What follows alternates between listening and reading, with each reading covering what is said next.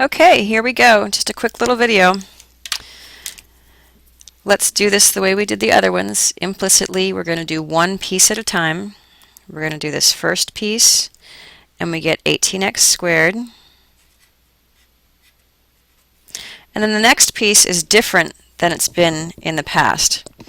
We've got 2 times all this stuff. And we've got x's and y's together, right? And how are the x and y interacting with each other? Well, they're multiplying, right? So it's actually a product that we're looking at here. So we can kind of show the 2 pieces of the product there, and then recognize that we need to do the product rule here to get the answer. Right here, what the product rule is, in case we've forgotten it. And then we can do our setup box like we have for other ones. Set up. So our f is the x to the 4th. Our f prime is 4x cubed. Our g, in this case, is the y cubed. So our g prime is 3y squared. And since y is an implicit function of x, we need to use the chain rule or implicit differentiation here. It's 3y squared, and the derivative of that y function with respect to x, dy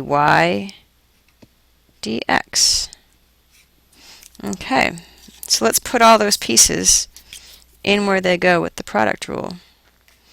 F is x to the 4th. G prime was 3y squared dy dx plus g, which was y cubed, and then f prime 4x cubed. So that's the end of the product rule part. The product rule part coming from here. Next, we've got to do this piece. Hopefully everything will fit. The derivative for y, again, we have a y, an implicit function of x. So we need plus 4. The y vanishes because it's just linear. But since it was a y, we need the derivative of that, dy dx. Then the derivative of the 10x is equal to 10. Okay. Let's go ahead and start simplifying this. So we're down to algebra now. I guess first I'd like to distribute that -2. So nothing really changes in the first one. 18x squared stays just the way it is. We're going to distribute the -2 first into our first term, into here, and I'm going to rearrange stuff so that it's in the right order. So minus 6 x to the 4th y squared, and that has the dy dx attached to it, dy dx, plus, now we're going to distribute the -2 actually, into here.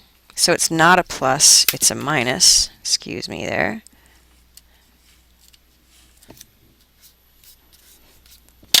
Let's see if we can make that look like a minus. Minus 8 x cubed y cubed. So we've distributed the 2. We don't need the brackets anymore. Plus 4 dy dx equals 10. Now let's isolate our dy dx's by getting rid of everything that doesn't have a dy dx.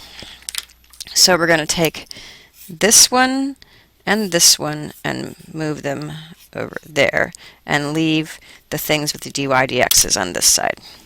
So we've got still on this left side -6 x to the 4th y squared dy dx plus 4 dy dx. Over here on the left. And then on the right we had a 10. We moved over this negative 8x cubed y cubed, so it's going to become a positive 8x cubed y cubed. And we also moved over this 18x squared. It was positive, so now that's going to be negative. Okay. Now over here, we're trying to get the dy dx alone. We're trying to solve for the derivative of y with respect to x, dy dx. So we've got two things with dy dx. Let's go ahead and take out that dy dx from both of them, and then say what they are on the outside of that. There's negative 6x to the 4th y squared dy dx is here, and then another 4 dy dx is there. And this is equal to all this stuff that's kind of grossly out of order in my opinion, and not factored. So let's get it in order and factor it. Each term has a 2, so let's take a 2 out of there. Put the highest term first. It was an 8x cubed y cubed, so now it's going to be a 4x cubed y cubed. And then 18x squared is next, but we factored out a 2, so that's going to make that a 9x squared. And then 10 was last, which is now going to be a 5 since we factored out a 2. So we've got this many dy dx is equal to this expression here. We're going to move up a little bit and get to our final form here. Dy dx equals this guy on top, 2 4x cubed y cubed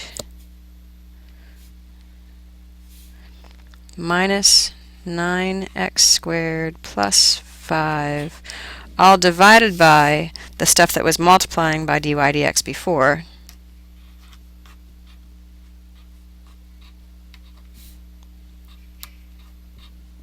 And I could have factored a 2 out of that. Actually, I can factor a negative 2 out of that, and that'll cancel with the one up top. So that'll be good. All right. Let's go ahead and factor that negative 2 out of the bottom. So we had a 2 times all that stuff on the top, y cubed minus 9x squared plus 5. And then on the bottom, if we factor out a negative 2, we've got 3x to the 4th y squared minus 2, because we factored out a negative 2, so that plus 4 became a minus 2. And then these guys cancel, and you've got that your dy dx equals this expression right here, which I guess if we were being really neat we could rewrite the entire thing. But I think that you get the point. There's another implicit differentiation with the product rule embedded in it, so I hope this helps you with your homework.